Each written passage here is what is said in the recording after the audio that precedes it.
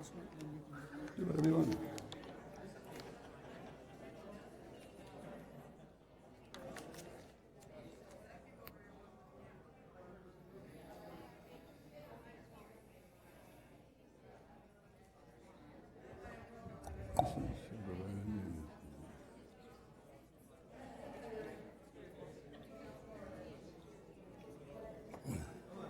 Lucia?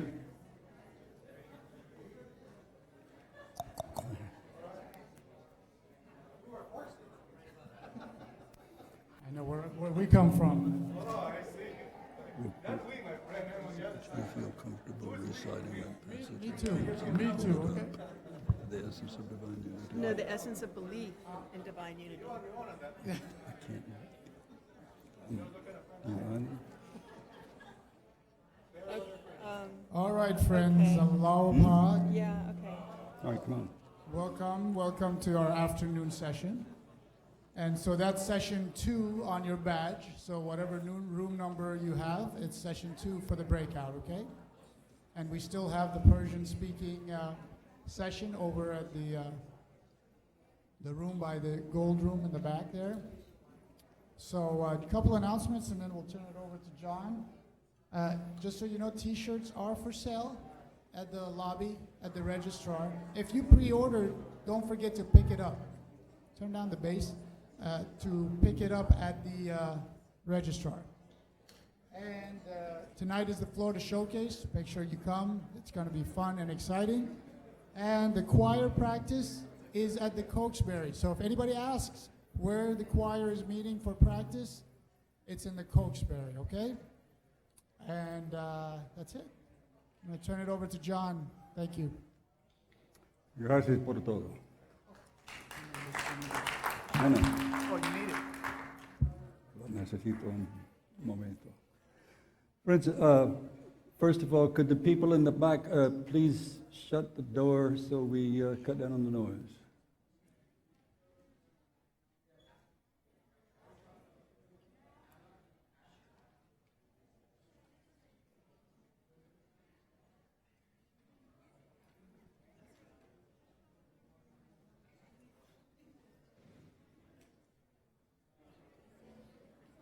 Thank you.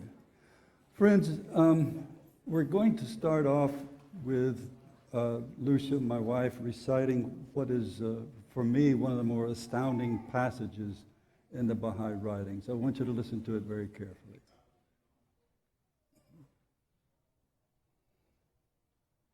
The essence of belief in divine unity consisteth of regarding him who is the manifestation of God, and him who is the invisible, the inaccessible, the unknowable essence, as one and the same. By this is meant whatever pertaineth to the former, all his acts and doings, that which he ordaineth and forbiddeth, should be considered in all its aspects and under all conditions and without any reservation, as identical with the will of God himself. This is the loftiest station to which the true believer in divine unity can ever hope to attain. Blessed is he that reacheth this station, and is of them who is steadfast in his belief. Thank you. The importance of that is very obvious. It's apparent on the face of it, and that is that the most intimate we can become with God is the intimacy with which we establish our relationship with the manifestation of God. And you will see in passages that we're going to deal with in tomorrow morning's class how important that is, because the Guardian says that even in the continuation of our life in the next world, we will know God only through his manifestations, not directly. So we deal with the question of what does it mean to come into the presence of God? We will enter the presence of God. And that too is explained. It does not mean we're literally in the presence of God, because God, after all, does not have a presence because he's not a physical being. Think about that. Well, I wanted to start off, besides that axiom, and I hope you heard that axiom. If you're not, look it up on the ocean, the essence of belief in divine unity, and memorize it as my wife has done. It is most profound because it says so succinctly all of the ramifications of what we believe as Baha'is. I wanted to clear up some things. Why am I getting feedback? Should this mic be turned off?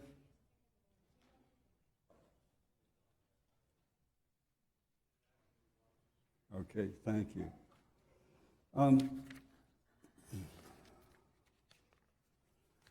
I actually, by the way, Nadir, I got to see the kitchen wherein your great-great-grandfather prepared meals for Baha'u'llah in Haifa. First time I'd seen the kitchen in Baji. And the larder to which Asi was given the key, you can see through the door. If you stand up where you're not supposed to, you can look through and see the larders back there that he had the key to keep from Baha'u'llah from being poisoned by his lovely family. These are things that came up at the last session that I wanted to be sure were clear. This is why, in one sense, I'm somewhat troubled by being taped and recorded, because things get taken out of context and so on. But I consented because I'm not smart enough yet to realize that there's a part. This is an interesting thing. We're talking about sin.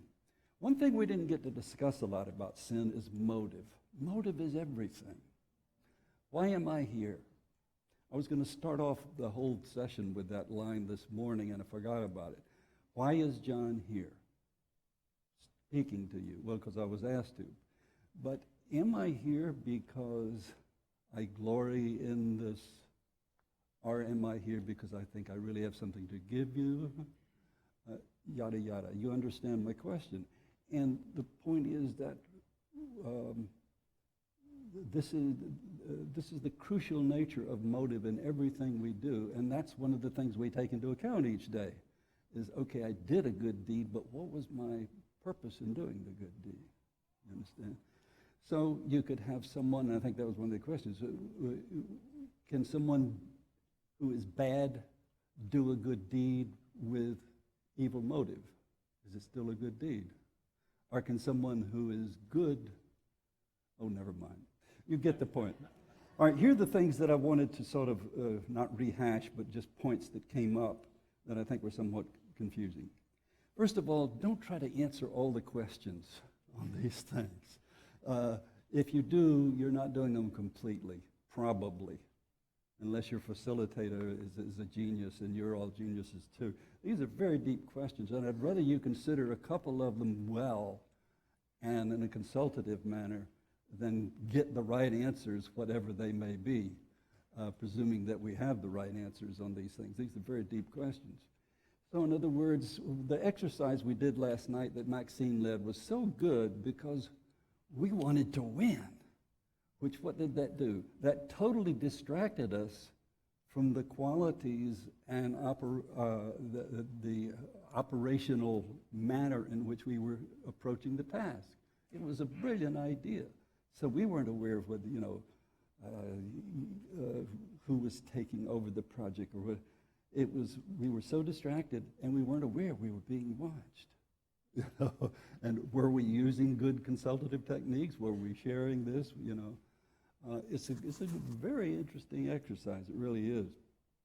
Well, we're being watched, of course, all the time, and being assessed.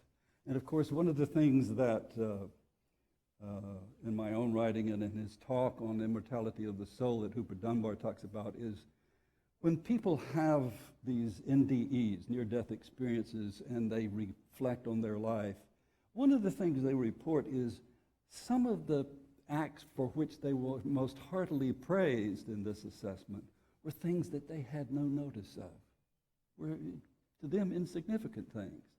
And of course that would naturally be true because it means that they were altruistic. They had no thought of self in doing them. Again, motive, very important. So don't try to go through every question. The process is what's important, considering the writings. The object isn't to win. We got through them all. How many did your group get through? Second thing,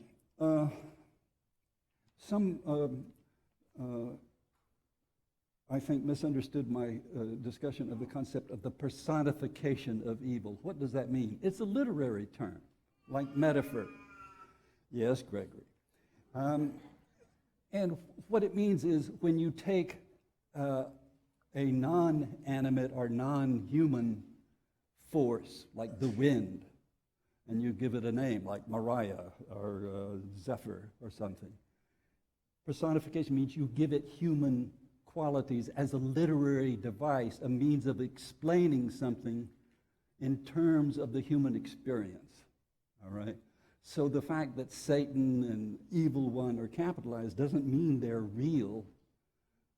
That's not what the personification means. It means they're such important forces that we can understand them as if they were actual beings, because that's the nature of the insistent self. That's how insistent it is, that it's almost like you have another part of you that's saying, go ahead, nobody's going to catch you.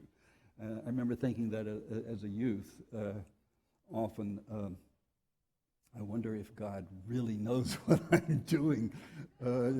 I don't feel it, and so on. And yeah. Higher? There. Is that better? That is better. Okay, because I can hear myself really well. And I'm used to talking to myself, so I don't notice a difference.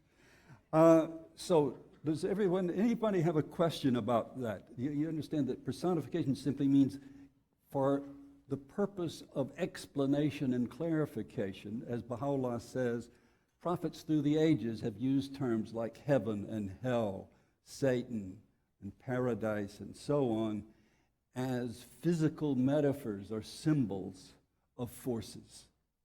All right? Second thing, my daughter corrected me on this idea of the traffic light, that was not a good example of sin, because sin has to do something with a belief in God and violating a spiritual concept. Well, I disagree with you a little bit, Gracie, in this sense. I started thinking about it some more to defend myself, and since you don't have a microphone, I can say what I want.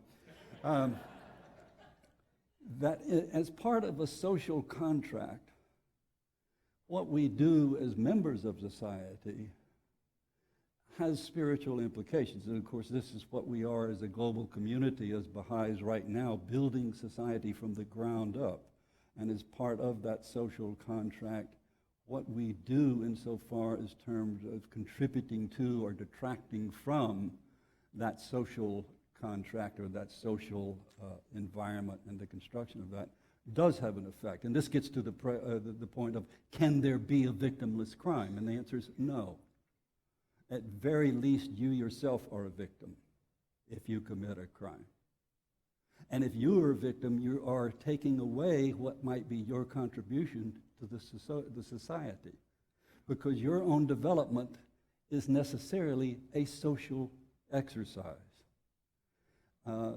This is something that Ken's going to get into more deeply about the concept of social elevation and what that involves.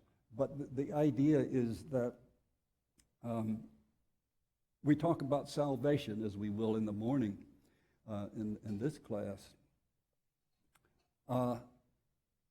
Almost all virtues that are particularly important are expressed in terms of interactions with others. There's some that are quite private, like our reverence, our meditation, our reflection, and so on. But most virtues that we're trying to develop are developed through interaction.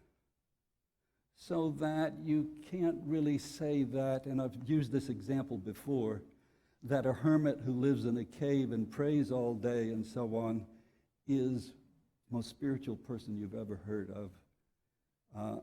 And yet this person has never had to take care of children or raise a puppy dog or do some really hard things. So the virtue is really untested. It's theoretical until it's put into action. So that's the thing about the traffic light, all right? You see how that works.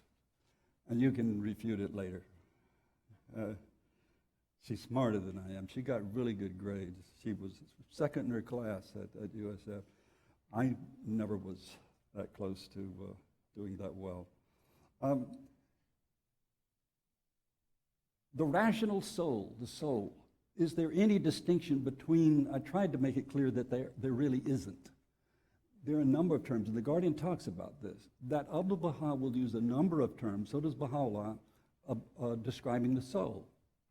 The rational soul, the spirit, and so on, all these terms. But they're all referring to the same thing, this essential reality of us that is a spiritual entity. Now, entity sounds paradoxical because an entity implies a thing, and a thing is something physical. But we have to use words. So we use the word essence. So the essence of you is a spiritual thing. And of course, as we know, the two worlds symbolized on the ring stone, the spiritual world and the physical world, we are trying to make the physical world imitate the spiritual world. Because as Abdu'l-Baha says, each one is the exact counterpart of the other, which means this world isn't evil, even though sometimes Abdu'l-Baha calls it a dust heap and so on. He's talking about if you're involved in it and attached to it in such a way that it detracts from your spiritual development. But this world is a beautiful creation, and we're meant to make it more beautiful by creating in social, global terms, and maybe ultimately intergalactic terms, the realm of the spirit. They can come very close to each other. So in other words, in particle physics, is there a God particle? Can there be a God particle? Well, the answer very simply is no. Why? Because everything in material reality is composite by definition. So how are you going to get to something that's not composite if it's still physical? Well, we don't know. So in other words, you can get very close to, you can get physical reality so refined that it emulates and imitates spiritual properties. Light is like that, and so on. So there's no void, Abdu'l-Baha says. There's no such thing as a void in the physical realm. There can't be, because everything in the physical realm is composed of stuff. Right? So there can't be a void, and that means you're getting very close to something that's not composite, but you never get there.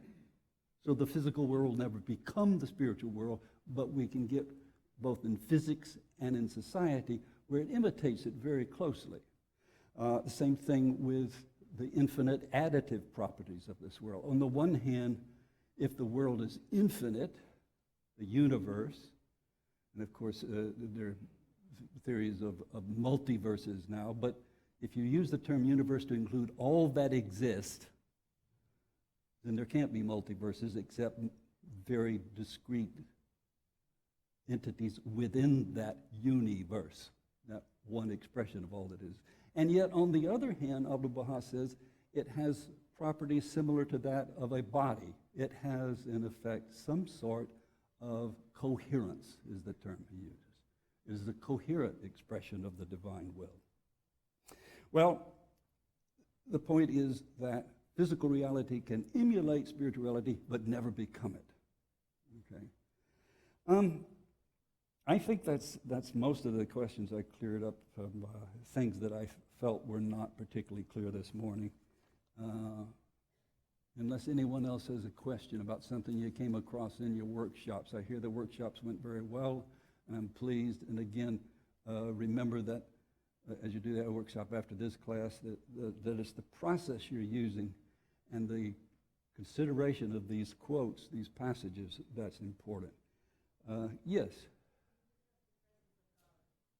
The presence of God? Entering the presence of God? Okay, I don't think we discussed that this morning. We will discuss it tomorrow morning, but I can tell you the answer right now if you want, but that would be cheating. Entering the presence of God means becoming close to God, and the only way we can do that is through the intermediary of the manifestation. So the closer we come to the manifestation, the closer we are to God. But what does it mean to become close to the manifestation? Well, there's another course, if you will, what that means. It means this is precisely what Ken is going to get into on his first class. What is the first paragraph of the preamble to, or the first paragraph of the Agdas? It says the answer to what you're talking about very precisely, and that's what he's going to discuss. All right, now we're going to get into the nitty-gritty of what do you do when you're committing sin. I don't mean the mechanics of it. I mean, what is your response? How do you become reformed? Yes. Oh, it's John. As if we didn't say enough at lunch, but go ahead.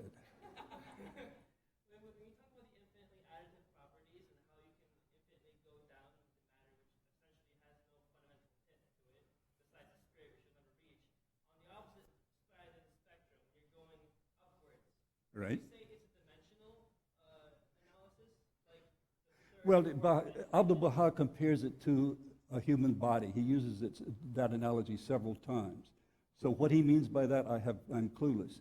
My sense is, though, that it's not just additive, so that you have solar systems, galaxies, galaxy clusters, and in other words, that you get ever larger system. My sense is that there is some sort of structure to it or coherence to it. But is that your question? Would you say it goes in line since we're in that world now, since they're around us now here, but we can't see them, that we're more of a third, fourth dimension kind of idea, or no? You're saying where existentially right now we are blind to the scope of the universe, therefore we're working in a sort of experimental phase. And if you'll notice, I presume that's what you mean. If not, talk to me later, because we need to get on with the class. But in Dunbar's talk, he said something very interesting about that. He says, I forget who he's quoting, and who knows if it's authoritative. He's not on the House of Justice anymore, so he can say what he wants and get away with it. But he said something about, I think it was The Guardian, said that this is talking about the possibility or probability or certitude that there's life on other planets, and who knows how many planets. In my own writing, I compare us to a cell in the body of the universe, which is getting at the same thing. That we come into being, we have X number of years, 4.5 billion so far, and about 4.5 billion to go before we are obliterated by the necessities of physics. So we come into life like a cell, we contribute something to this body, and then we go out of being, not we individually, but collectively as a solar system. And he said that this planet, compared to advanced planets, is like the hell of the universe. And you have but to go online right now and see news on Google, and you'll realize what happened to Paris Hilton should happen to no one.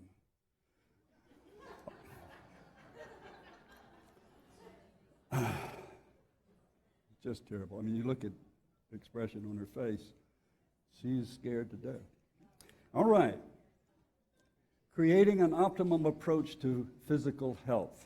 Getting in shape. Yes.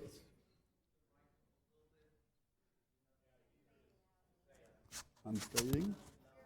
I'm fading. I'm melting. How is that now?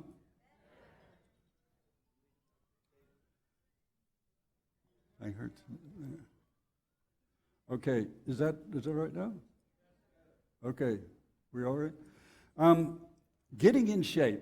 This is an analogy I've used since the beginning of my writing as a Baha'i, which was the time I started realizing I didn't want to write about medieval literature anymore, because I realized that medievalists are really boring people. And if you really want to make a name for yourself in the field of medieval literature, you're going to be esteemed by people whom you don't really want to be around. You know? And so I said, what would I like to write? I'd like to write about the Baha'i faith, because that's the dearest thing to me. And so I started asking, well, what I would like to write about is the most hardest questions I can think of, and one of them was, why is there a physical world? Why do we have to go through a physical experience?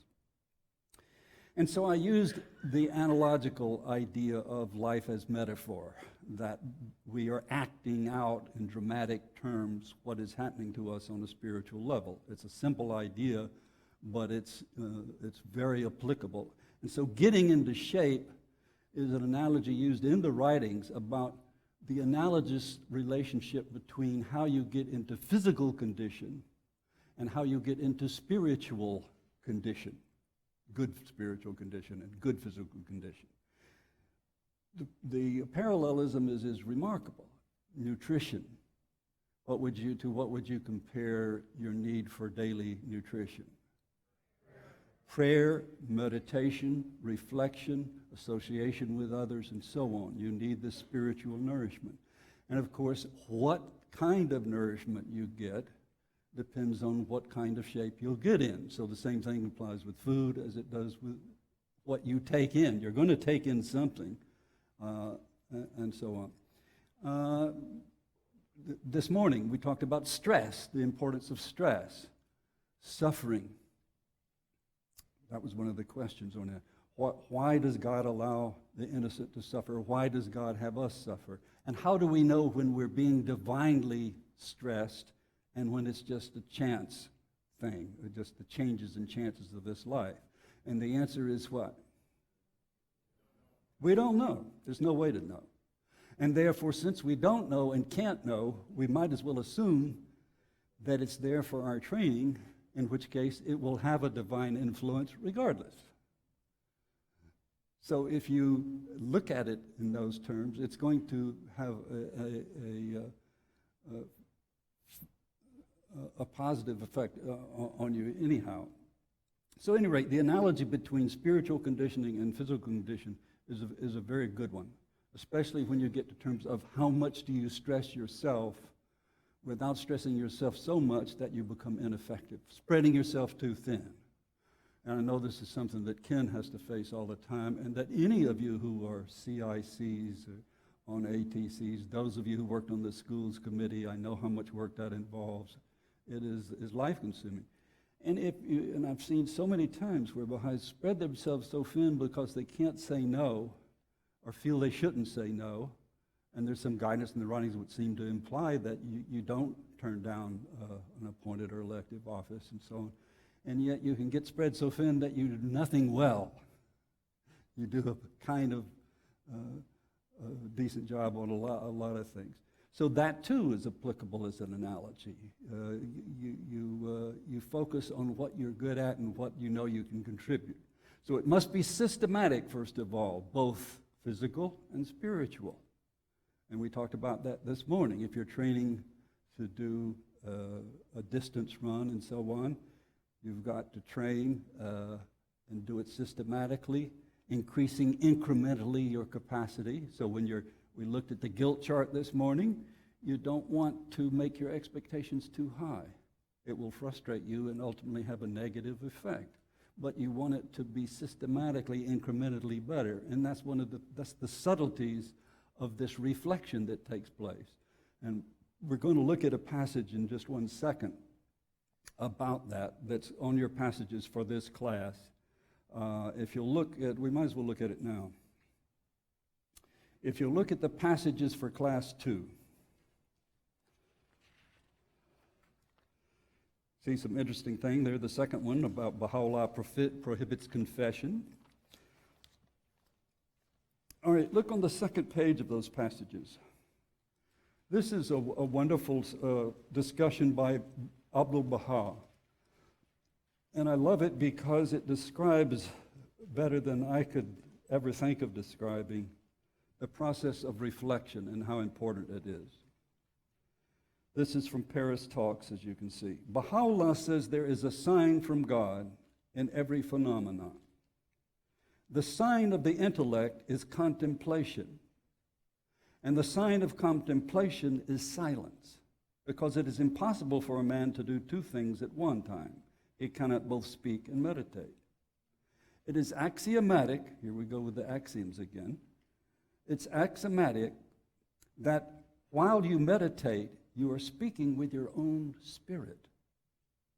In that state of mind, you put certain questions to your spirit, and the spirit answers. The light breaks forth, and reality is revealed. It goes on. You cannot apply the name man, and of course we mean human here, to any being void of this faculty of meditation. Without it, he would be a mere animal, lower than the beast. Through the faculty of meditation, man attains to eternal life. Through it, he receives the breath of the Holy Spirit. The bestowal of the Spirit is given in reflection and meditation. The spirit of man is itself informed and strengthened during meditation. Through it, affairs of which man knew nothing are unfolded before his view. Through it, he receives divine inspiration. Through it, he receives heavenly food. And then finally, meditation is the key for opening the doors of mysteries. In that state, man abstracts himself. In that state, man withdraws himself from all outside objects. In that subjective mood, he is immersed in the ocean of spiritual life and can unfold the secrets of things in themselves. That things in themselves is a very loaded phrase. It's referring to the sort of Platonic idea, or the idea for which Baha'u'llah praises Socrates. I'll explain it in a second. To illustrate this, think of man as endowed with two kinds of sight. When the power of insight is being used, the outward power of vision does not see. This faculty of meditation frees man from the animal nature, discerns the reality of things, puts man in touch with God. This faculty brings forth from the invisible plane the sciences and arts. So you see how important this faculty of meditation is, and this is something that is not social. This is something that's a very private virtue, I guess you would call it, but activity at any rate. And this idea that I'd like to refer to it as internal consultation. You're putting questions to your spirit, and your spirit answers. And I think you have the sense of that when you pray and reflect on the prayer. You know, or you say to yourself, well, how are you doing? Well, you have these internal, to me, that's what I think of when I think, bring thyself into account each day. This is the process for doing that. So this is part of what we're doing with how do we respond to the process of getting out of sin and so on. We'll reflect, we use this process to think, okay, how can I improve but not stretch myself too far? Yes?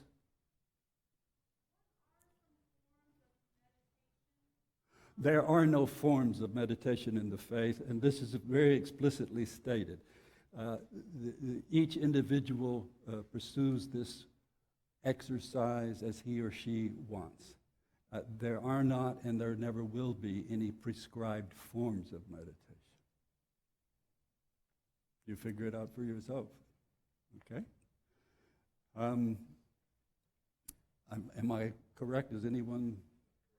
Okay, all right. Yeah, the writings are very specific about that, lest we incorporate something like yoga or something, which are very fine, and I practiced yoga myself before my joints went bad, and I love it and so on, but I sit in a chair.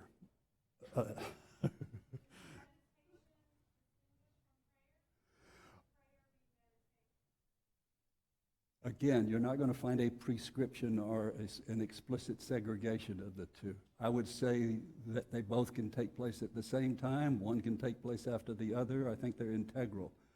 That you pray, you reflect on the prayer.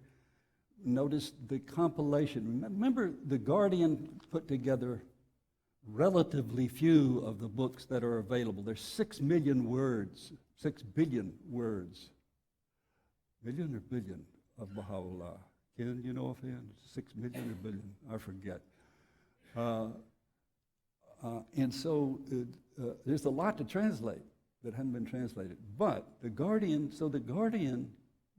not knowing what the next day would bring, translated first and foremost those things he thought most essential for us. Gleanings is the perfect example. He structured that work. That's an amazing gift of the guardian. From all of the writings, he chose which, notice it has a very explicit order to it, from the beginning until the coming of the manifestation and so on. And he put that as a gift to us, drawing from all of these writings. Now, there is a list that you can get online that Dr. Rafati put together of where these come from, tablets these come from. My point is this. One of the things he chose, besides Epistle to the Son of the Wolf, which is sort of a retrospective overview of his revelation, is prayers and meditation. How many of you here have had a class on the book Prayers and Meditation? Nobody. Why? Because who's going to teach it? You know, it's a hard thing to teach.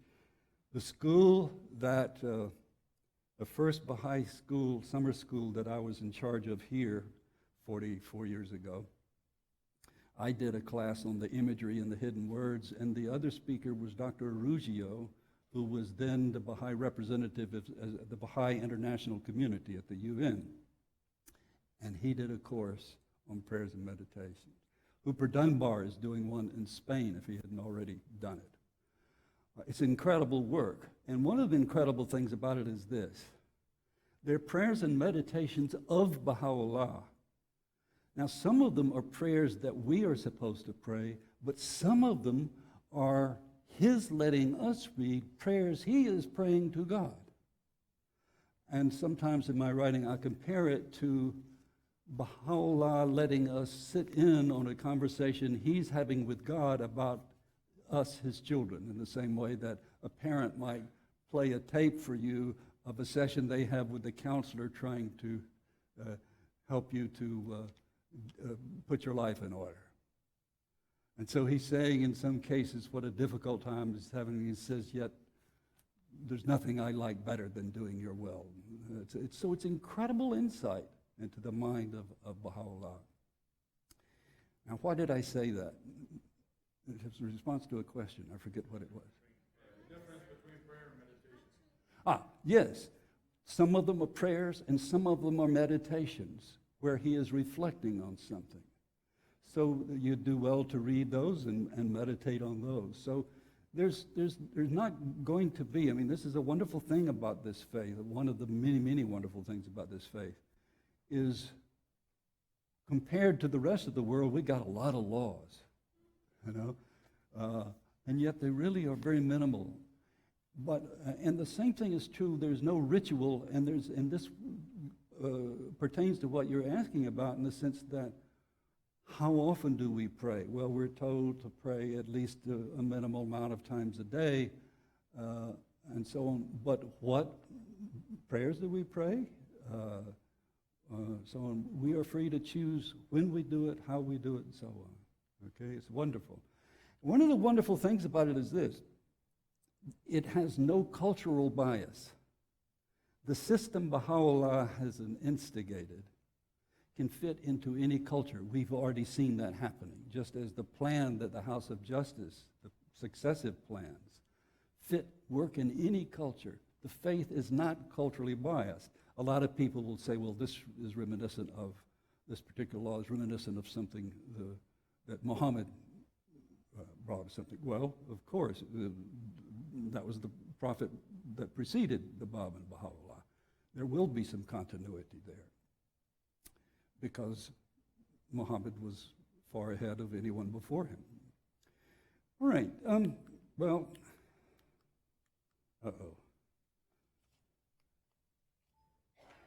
there we go. Systematic, not a weekend warrior. All right, I'm using terms that apply, of course, to exercise. Schedule time, which you guard with your life. And this is very important in systematizing your spiritual life.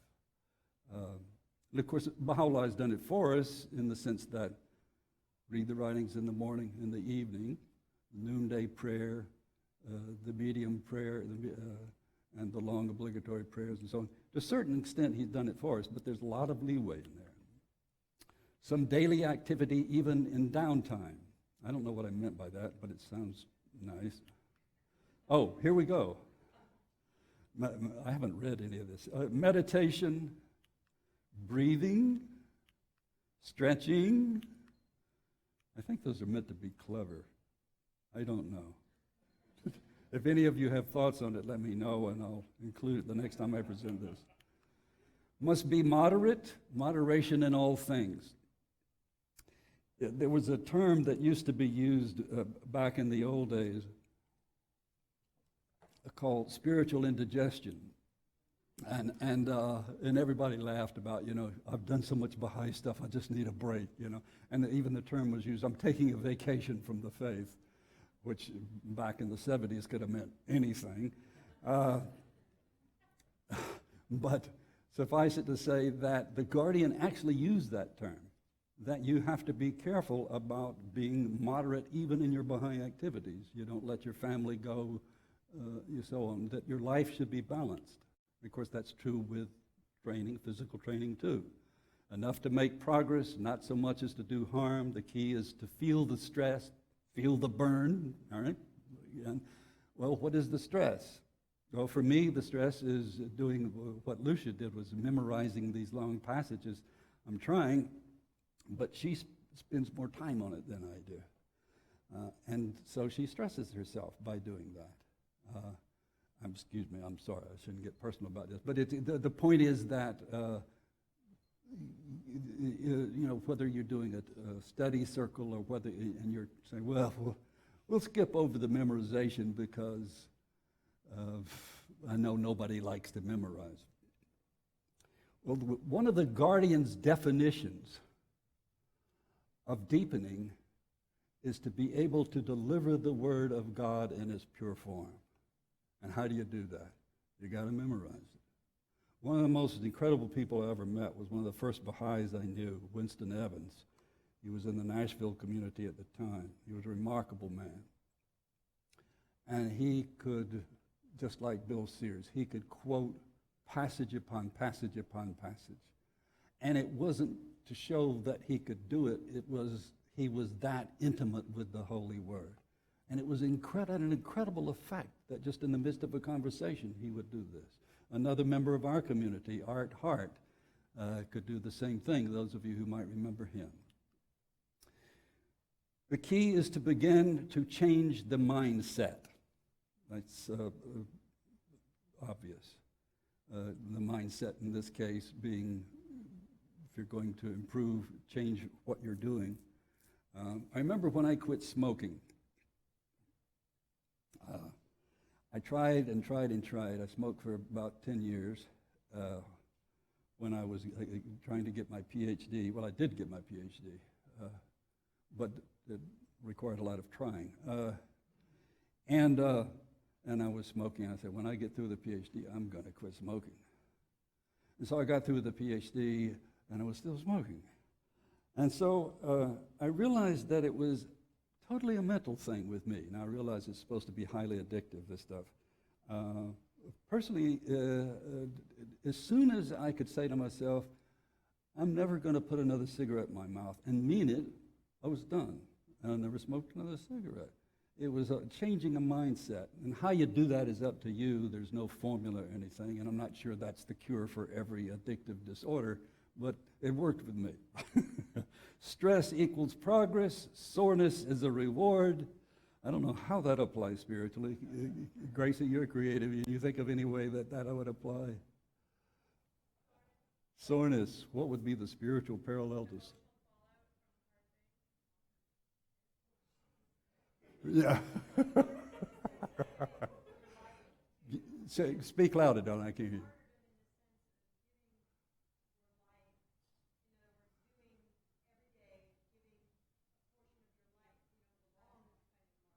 Okay. Very good. Thank you. That's a very good response. Pardon? That's beautiful. That's beautiful. What you feel after an arduous LSA meeting. Yes. No, that's true. That's a very... Must be a total approach. Mens sana in corpore sano, which is a Latin phrase that used to be commonly understood when people had Latin phrases on their minds, and now Latin's probably not offered in schools anymore. But it means a healthy mind and a healthy body. Well, the same thing applies with your spiritual reality. So we see this synchronicity in Baha'u'llah's instructions for our daily activity, that we have cleanliness. And he's very particular about that, cleanliness, to attention to detail. This thing that scares me about your prayers not ascending if you have a stain on your clothes, and that means 3/4 of my prayers have never made it past Plant City. And it's not my wife's fault, it's mine.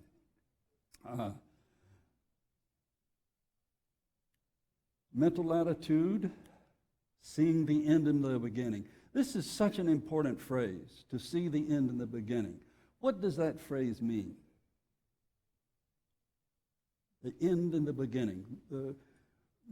Baha'u'llah discusses it in the Gan in relation to the concept of the seal of the prophets.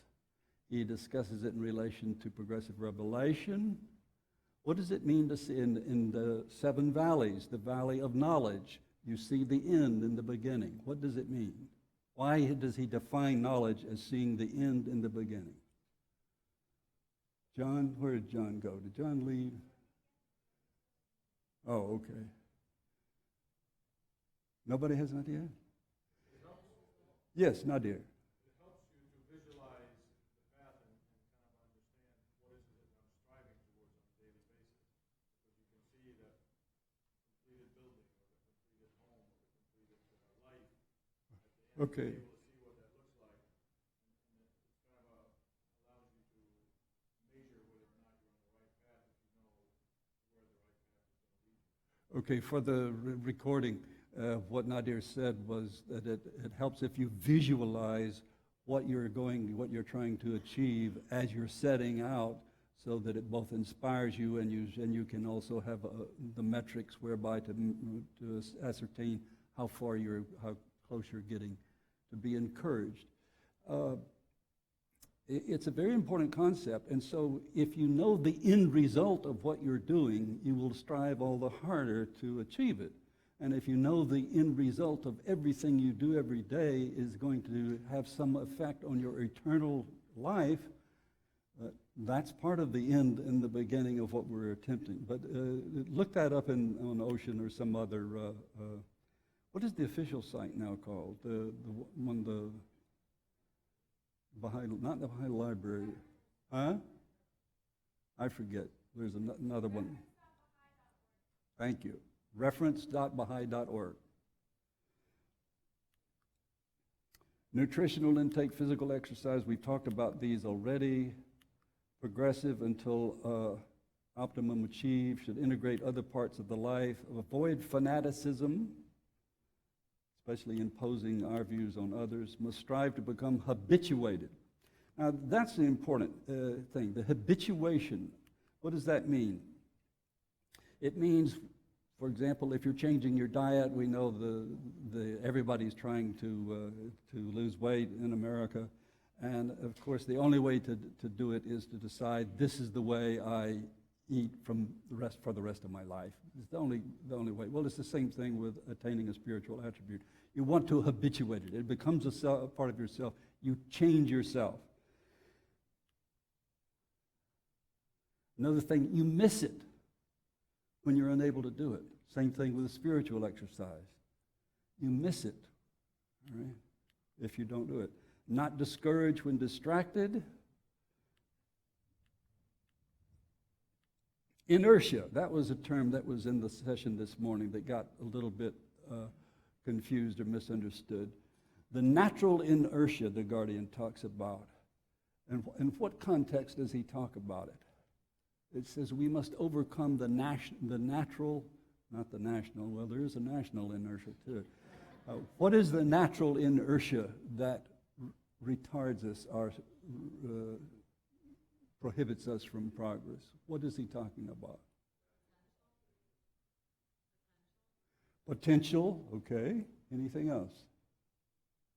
Well, inertia, of course, is one of the laws of physics, which means an object in motion tends to stay in motion, and an object at ease or at rest tends to stay at rest. And if you're at rest, you got to get up and start moving.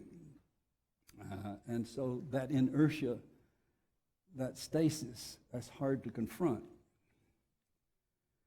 Aging, that's just a myth. All right, we can always rebound, use that free will to overcome inertia, shift the balance, recovering from illness, shift emphasis with aging, knowing and worshiping God. These twin duties, I'm going to skip over that because Ken's going to deal with that in the morning. But this has to do with the fact that the heart of what we are commanded to do is a twofold process. All right, to recognize the manifestation, and secondly, follow his ordinances. And these are reciprocal. Each one leads to the other. The more knowledge you get, the more you can do. But it does relate to what we're about to talk about insofar as the reciprocity between these duties. This is a statement by Abdu'l-Baha that I find very profound. I mentioned it this morning. The spiritual world is likened to the phenomenal world. They are the exact counterpart of one another, of each other. What does that mean? I don't know. But it means that somehow this is a metaphorical expression of the spiritual world. Again, Dunbar talks about this a lot in his talk, and he gets very specific. He says, and this is something I am going to get to tomorrow morning, and that is, we are forever switching heaven with hell. It's something we inherited from both Protestantism and other religions as well. It is the idea that heaven is a sort of stasis. You work hard here and you get there and you just relax, you know. Well, that would be fun for about a day for me, you know. That to me is hell, is not being able to do anything, all right? So we are forever reversing these and saying, this is the real world, this is where it counts. In the next world, you have no individuality, no free will, nothing to do. You just relax and become part of the homogeneous glob of spiritual stuff, you know. That sound fun to you? No, it doesn't to me either. Well, fortunately, it's not true either. So, how are they like each other? Well, he discusses this in many terms. One of them we are discussing right now, the comparison between what we learn as physical beings and how it applies to what we're trying to do as spiritual beings. And it's evident, as this passage from the Hidden Word says, in everything in creation bears the imprint of the Creator. So we say, God is unknowable. No, that's not what we say. The essence of God is unknowable. God is immanently knowable. God is available through the manifestations, and everything in creation has something to express about the virtues of the Creator. Otherwise, Baha'u'llah says, it would cease to exist. Every atom is teaching of something. Of course, the structure of the atom is analogous to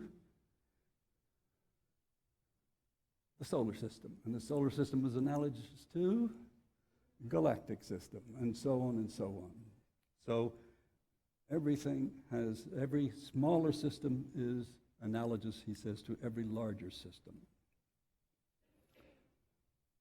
And this is what we just said about that ascent, spiritual development, is inevitably a social process. And so we have these steps, and this is leading up to your workshop. So let's be sure we get this right, because this is what you're going to be doing in your workshop as you reflect on the passages. There is, in the thing that Ken is going to talk about in the morning, tomorrow afternoon? No, tomorrow afternoon. There is a kind of circular process. My brother in his work called the spiritual, what is it called? I forget.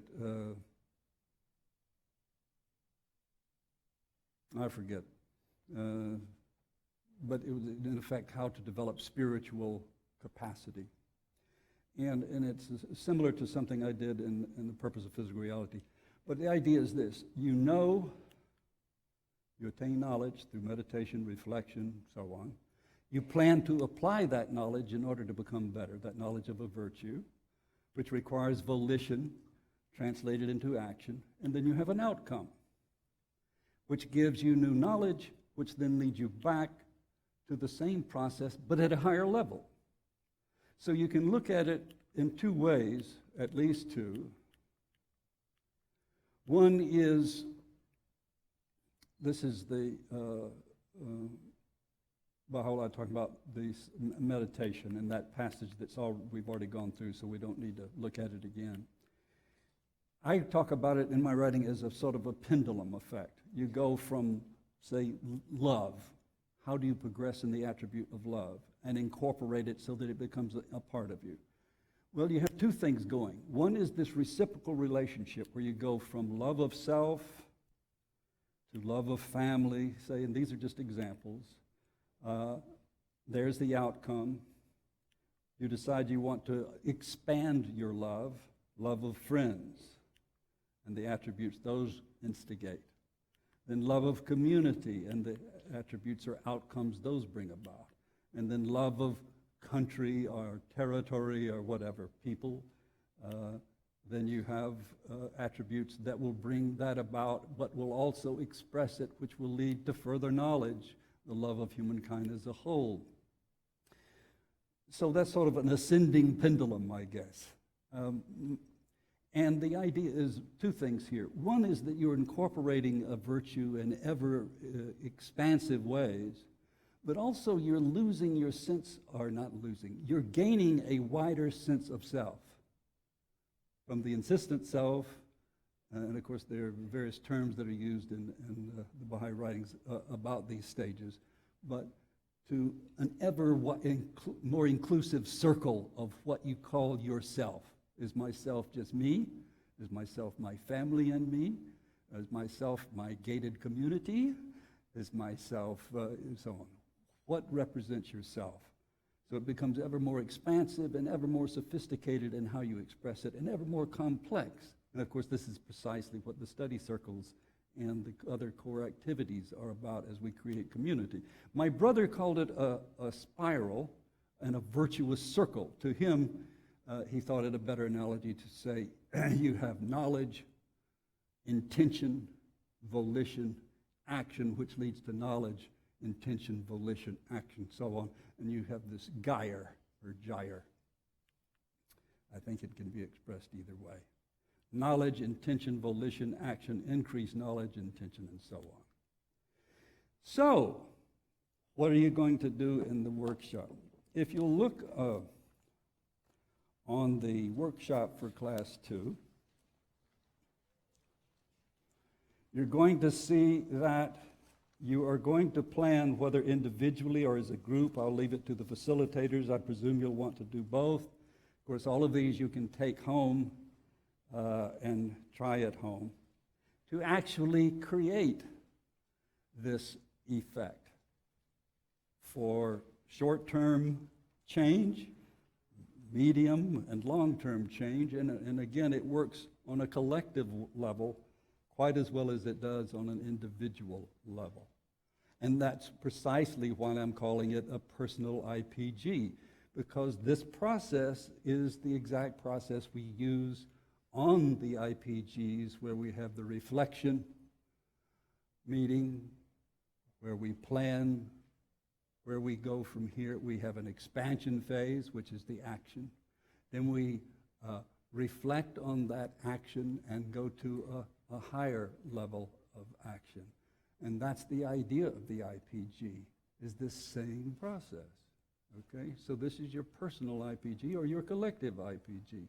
And it works, as I say, both individually and collectively. All right, I've talked enough. Let's, any questions on anything from this morning or anything I just threw at you?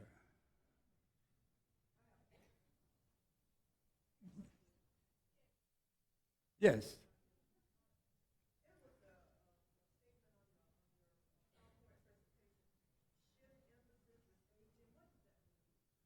Shift emphasis with aging. I don't really know. I used to know, but I've forgotten.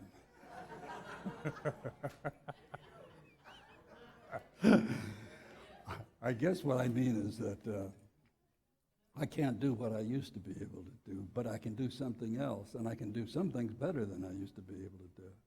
Jane Faley, who passed away last year, had a course on, she was a psychologist, and she had actually studied that there are things we do better after we age than we do when we're younger. And we're talking about mental skills and so on. So unfortunately, I hope somebody has notes from her course, because she's not on this plane of existence with us anymore. But I didn't mean anything specific other than you obviously do have to change where you put your energy and how you utilize it. But one thing that's wonderful about this faith, and I noticed it right away when I was studying the faith in the Baha'i community, that I never experienced anywhere. There were a number of things I never experienced anywhere else. One was somebody asked me about what race someone was in my community, and I couldn't remember. I couldn't remember that person, to other people's point of view, would be an African American, but to me it was just a friend, a person in the community. Now, the reason that occurred to me, that particular thing, was when I went to Athens, Georgia, to get my PhD, and I'd been in Nashville, which was a wonderful Baha'i community, and I went to a council on human rights, local council on human rights to help with human rights. And it was the same composition of races, different colors, and so on. But our sole focus was on that one thing, on our identity, culturally, racially, and getting rid of it. But that was why we were there. So how could we ignore what color we were when that was the whole purpose of our getting together, was to, whereas Baha'is, we're pointed somewhere else. And that's one of the wonderful things about the National Convention, is you see, we're not aware of anything other than what we're there for. Our eyes are, if you will, on Baha'u'llah. It's quite a different thing. Yes?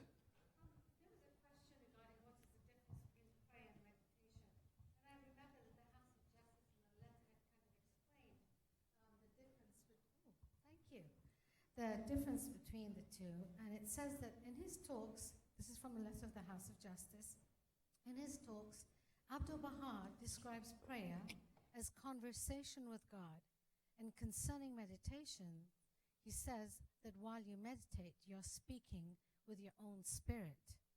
In that state of mind, you put certain questions to your spirit, and the spirit answers. The light breaks forth, and the reality is revealed. So I thought that was kind of interesting, and I kind of remembered, and I wanted to share that with you. There was a second thought when you asked a question regarding to see the end in the beginning, and how can we kind of see that. I personally thought of everything in life as a journey. It's a personal journey, whether personally, in terms of what you want in life, emotionally, spiritually, mentally, physically, in your career. You have a certain goal in life, and you actually strive to get yourself to that. And where it says in the Bible, where there is no vision, people perish. It's important to have a vision of where you want to go. And also in life, you also have since you have a dual reality, you have a constant, you're navigating two worlds every moment in time, one spiritual, one physical, and you're traveling this nexus in between, so you can balance yourself. So having the idea of a journey in mind, I think, is the closest that helps me understand how to see the end in the beginning. Thank you very much. And of course, the journey is very explicit, that journey, in both the 7 valleys and the 4 valleys. The same analogy is used exactly. Thank you, Hoda. Very, very nicely put. And so there is an answer to one of your questions, is that prayer is a communion with God, whereas meditation is communion, is self-consultation. That would be one good distinction. Anything else? Yes. I heard about 2 weeks ago, just to put it in simple terms, that pray is when you talk to God, and meditation is when you listen to God. Okay, well,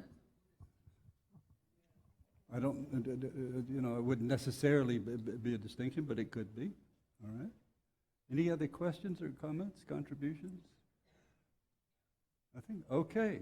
Well, let's go to, any announcements before we, any guidance from the staff? Not staff, from the honchos.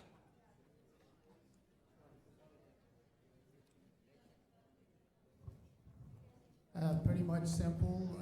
Break is now. Is that what it says on your schedule? Coffee break? Okay. Yeah, you're going to have the 15-minute coffee break. When the whistle blows, sorry, it's what we have. Everybody goes to their breakout rooms, number 1, 2, 3, 4, and the auditorium is 5. And facilitators stay in the rooms, and people change based on the number on your name tag. So if the second number is the number you want to look at, and that's your breakout room number, 1, 2, 3, 4, or 5. So Jim, what's your second number on your tag? 5, so you stay in the auditorium. All right, facilitators, stay in the same room you were this morning. Thank you, and we'll continue in a little bit.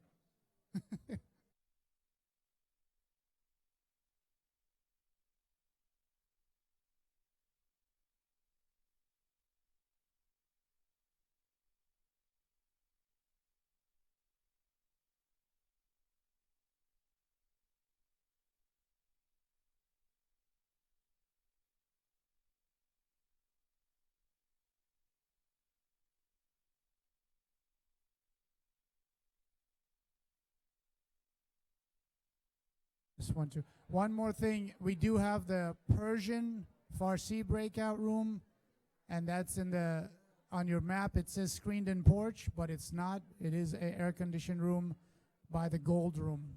And the golf cart will take people there outside.